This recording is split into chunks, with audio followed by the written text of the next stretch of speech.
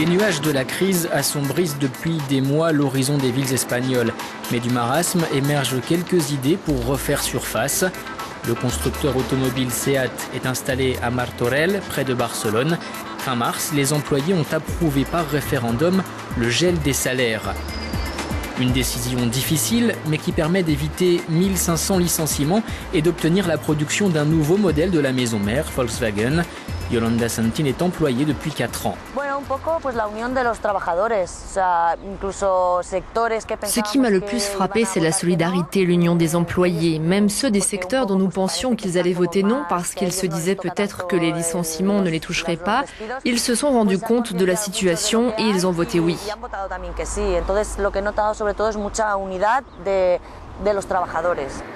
SEAT est né en 1950, entreprise publique fabriquant des voitures sous licence de l'italienne Fiat. Actionnaire majoritaire depuis 1986, le groupe allemand Volkswagen a mis en place de nouvelles méthodes de travail, apporté davantage de flexibilité. C'est vrai que nous nous sommes adaptés à la façon de travailler de Volkswagen. Au moment de sortir une voiture sur le marché, nous avons su faire preuve de souplesse. Par exemple, sur le décompte des heures.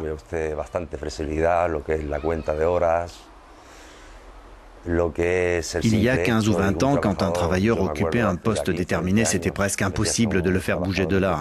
Tandis qu'aujourd'hui, n'importe quel travailleur sait faire 4, 5 ou 6 tâches différentes. SEAT emploie aujourd'hui 12 000 personnes, mais les licenciements se sont succédés.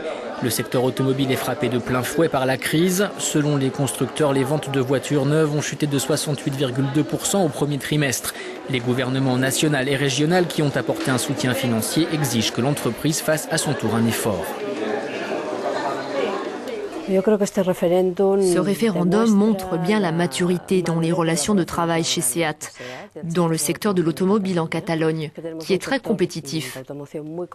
Mais cela prouve aussi que les syndicats et surtout les employés ont su être à la hauteur en répondant positivement à la proposition de gel salarial sous conditions. C'est sûr que ça pourrait marcher, mais j'insiste, il faut que les deux parties soient honnêtes. On en a marre des entreprises qui essayent d'obtenir plus d'aide en utilisant à leur avantage les situations dramatiques des employés.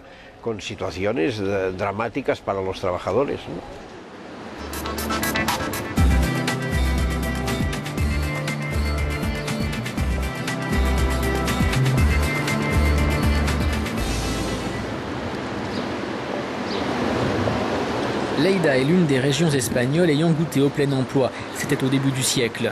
Les eaux du Segre irriguent les 55 000 hectares de ce qui constitue la plus grande surface cultivée d'agrumes de tout le pays. Les producteurs, rassemblés dans des coopératives, combattent la crise à l'aide d'alliances et de fusions. Dans ce centre de Térmens, ils partagent services et infrastructures. On compte jusqu'à 500 employés. Quand Mirela est arrivée, il y a 5 ans, son pays ne faisait pas encore partie de l'Union européenne. Pour l'instant, je ne pense pas partir. Je voudrais rester encore parce que les choses sont mieux ici qu'en Roumanie. Sa collègue Sashka contrôle le calibrage et le poids des fruits. Arrivée de Bulgarie voilà 8 ans, elle non plus ne pense pas y retourner.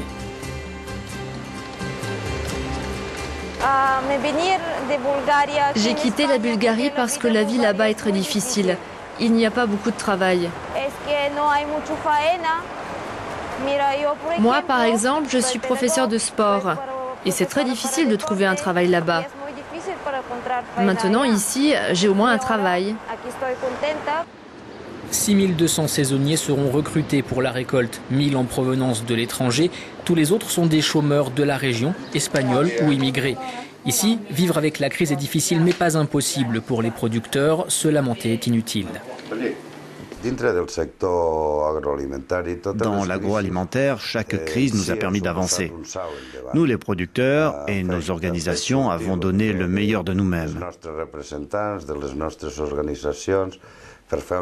Nous voulons croire que cette crise débouchera sur une nouvelle ère pour les systèmes de production et de fonctionnement. 32 coopératives font partie du groupe Actel. Elles ont produit environ 120 000 tonnes de fruits la saison dernière. La recherche de nouvelles variétés et la qualité sont les points forts du secteur pour freiner la chute des prix et de la consommation.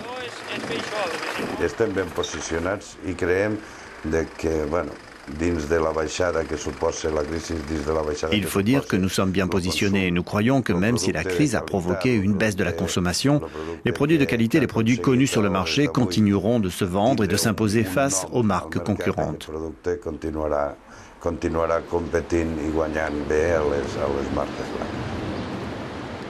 Le professeur Carlos Obeso, spécialiste du marché du travail, avoue avoir été surpris par la hausse de près d'1 million du nombre de chômeurs en 6 mois. Pourtant, les causes sont claires. La main-d'œuvre non qualifiée, les femmes, les jeunes sont plus touchés.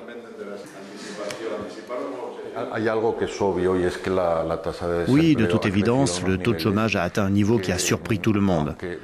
Bien que d'une certaine manière, nous pouvions prédire que ça allait arriver. Et même avant que la crise n'éclate, quand nous avons commencé à constater que le modèle s'épuisait. Mais la crise nous montre ce que nous sommes. Les Français sont comme ils sont, mais ils ont un chômage de 8%.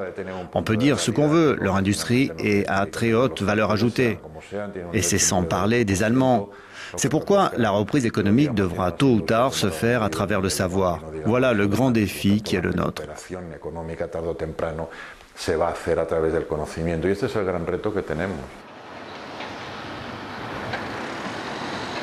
L'Espagne ne peut plus vivre grâce au secteur du BTP. Les experts et le gouvernement estiment que ce modèle productif est épuisé.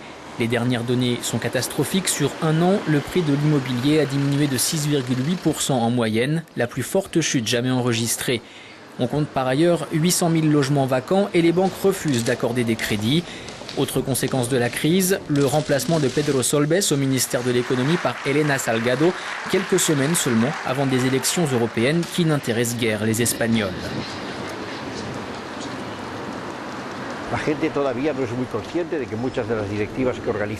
Les gens ne sont pas encore tout à fait conscients du fait que leurs vies sont organisées par plusieurs directives qui viennent de l'Europe et pas de gouvernements nationaux. Il y a de toute évidence un manque d'implication structurelle en Europe, parce que l'on a choisi de faire l'Europe d'en haut et non pas d'en bas. Je crois que c'est un manque qui se comblera seulement le jour où l'on aura un président européen élu au suffrage universel.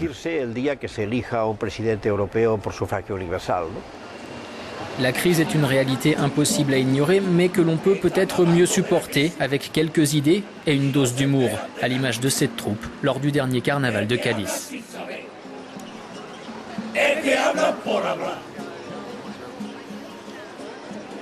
La